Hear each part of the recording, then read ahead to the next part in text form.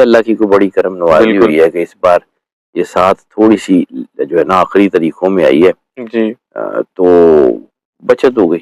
میں نے اس کو کیلکولیٹ کیا تو یہ نہیں ہوا کہ 7 گزر چکی ہے. ہاں جی، یہ 7 جو ہے وہ 27 اگست یہ بدھ والا دن ہوگا. بالکل. تو اس دن 27 اگست 2025 اس دن بن رہی ہے.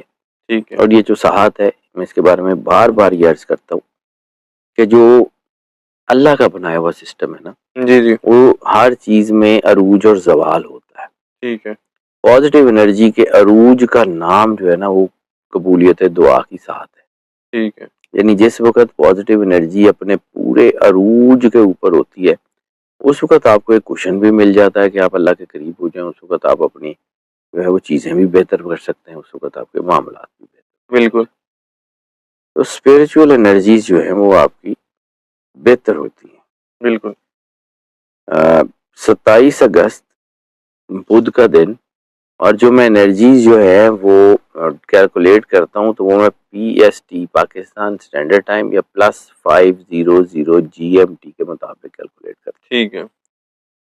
تو +500 GMT کے مطابق اس وقت جو یہ ٹائم بنے گا اس زون میں باقی سارے ٹائم زونز اپنے مطابق اس کو کیلکولیٹ کر لیں تو وہ ٹائم بنے گا 6:37 شام PM یا 1837 آورز. ٹھیک ہے. یہاں سے شروع ہوگا اور 11:24 PM یعنی 23:24 آورز کے اوپر جا کے ختم.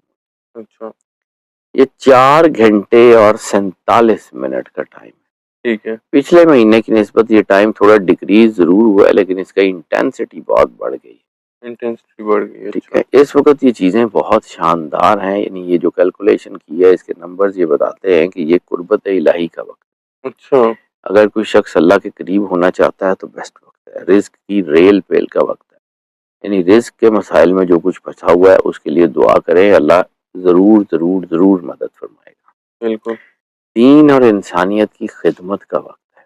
ٹھیک ہے. اور روحانی عروج کا وقت ہے. خاص طور پہ وہ لوگ جو عملیات وغیرہ کرتے ہیں جو عبادات وغیرہ کرتے ہیں جو اللہ کی قربت کے لیے کام کرتے ہیں جی ان کے لیے بہت اچھا ٹائم. اچھا. چیزیں بہت تیزی سے بہتر ہو رہی ہیں اور بہت تیزی سے بہتر ہوں گی.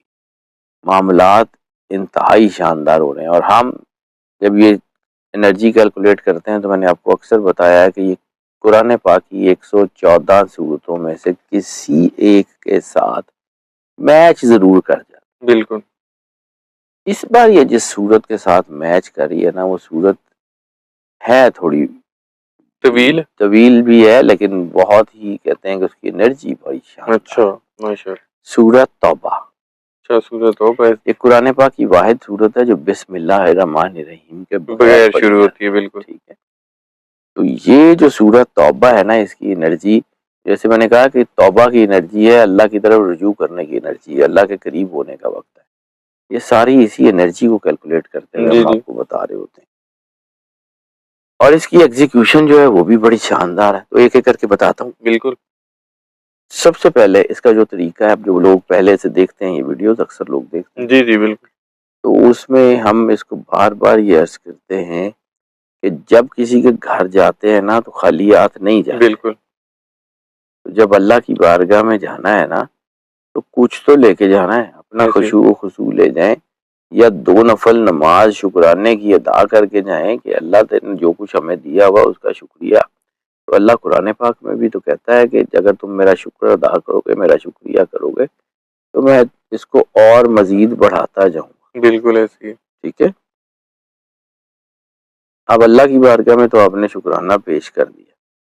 اب اس کے بعد سرور انبیاء صلی اللہ علیہ وآلہ وسلم جو وجہ تخلیق کائنات ہیں جن کے سر کے اوپر لو لاکھ لما خلقت الافلاق کا تاج ہے بالکل ان کی بارگاہ میں بھی تو کچھ نذرانہ پیش کرنا ہے. بالکل. تو درود پاک کم از کم ایک تسبیح زیادہ سے زیادہ جتنا آسانی سے ہو سکتا ہے سرور انبیاء صلی اللہ علیہ وآلہ وسلم اور ان کی آل اطہار کی بارگاہ میں پیش کرنا. کون سا درود پڑھنا ہے؟ کوئی بھی درود پاک ہے. جی. درود کون سا ہوتا ہی نہیں ہے. ٹھیک ہے. لیکن درود کی جو ہے نا جو سرور انبیاء صلی اللہ علیہ وسلم نے فرمایا کہ مجھ پہ کٹا پھٹا درود مت پڑا کرو. صحابہ کرام نے پوچھا یا رسول اللہ کٹا پھٹا درود سے مراد کیا ہے؟ فرمایا کہ مجھ پہ درود پڑھو اور میری اولاد پہ میری آل پہ نہ پڑھو. بالکل.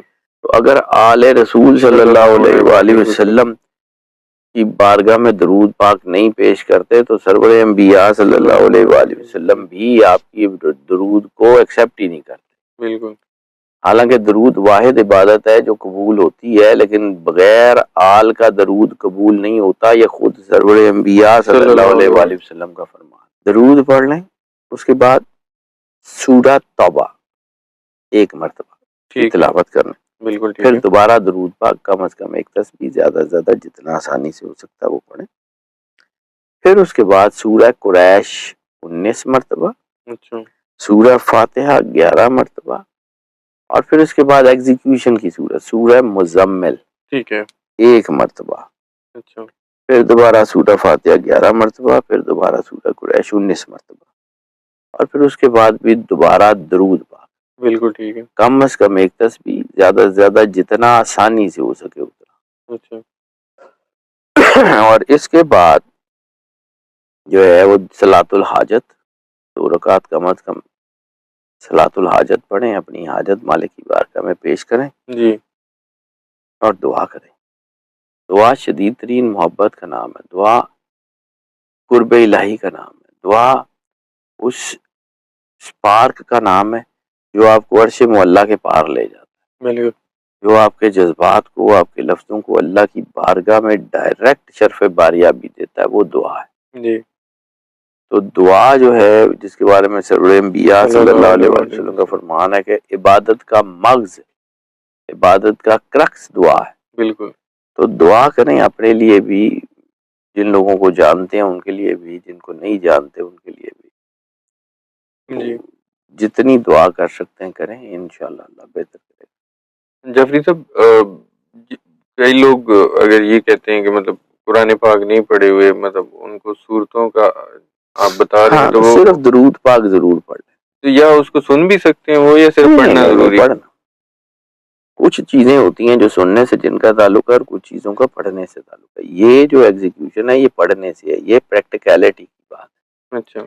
سننا بھی پریکٹیکلٹی ہے، اس میں کوئی شک نہیں ہے. سننے کی انرجی اپنے جگہ اپنے تمام جو ہے نا برین اینڈ ہارٹ نیورونز پہ امپیکٹ کرتی ہے، لیکن ہر چیز جو ہے اس کی خاص ایک فریکوینسی ہوتی ہے. جیسے ہم کہتے ہیں نا سورہ رحمان کی جو ہے وہ سننے کے لیے خاص ٹریک ہے 20 منٹ اور 57 سیکنڈ. جی جی.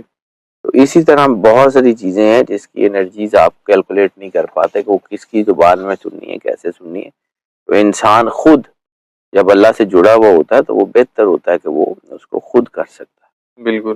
اور جعفری صاحب میرا آخری کوشچن دعا کے ریلیٹڈ کہ ہم لوگ بھی دعا مانگتے ہیں، سب لوگ دعا مانگتے ہیں، یہ خاص گھڑیاں، خاص ساتھ، اس کا مطلب کنسیپٹ؟ دیکھیں بات یہ ہے کہ دعا جو ہے وہ جس وقت آپ کر رہے ہیں اس وقت اگر آپ کو ایک خاص کوئی کوشن مل جاتا ہے، یعنی آپ نے ایک جگہ سے دوسری جگہ جانا ہے، آپ کی گاڑی کی سپیڈ 120 کلومیٹر ہے تو آپ کسی خاص ٹائم میں پہنچ جائیں گے. بالکل. لیکن اگر وہی سپیڈ آپ کو جو ہے وہ 2000 کلومیٹر کی مل جائے تو آپ پلک جھپکتے میں پہنچ جائیں گے. جی. اتنا ہی فرق ہے اور کچھ نہیں ہے. یہ دعا ایسی چیز ہے کہ جو عرش معلیٰ تک پلک جھپکتے میں پہنچ جاتی ہے، لیکن اس وقت جب آپ واقعی میں اللہ سے جڑے. بالکل. یکسوئی شرط ہے. بالکل. یہ کر لیں پھر دیکھیں اللہ کیا کرتا ہے. بالکل ٹھیک. انتہائی شاندار وقت ہے، انتہائی شاندار وقت ہے، اس کو ضائع مت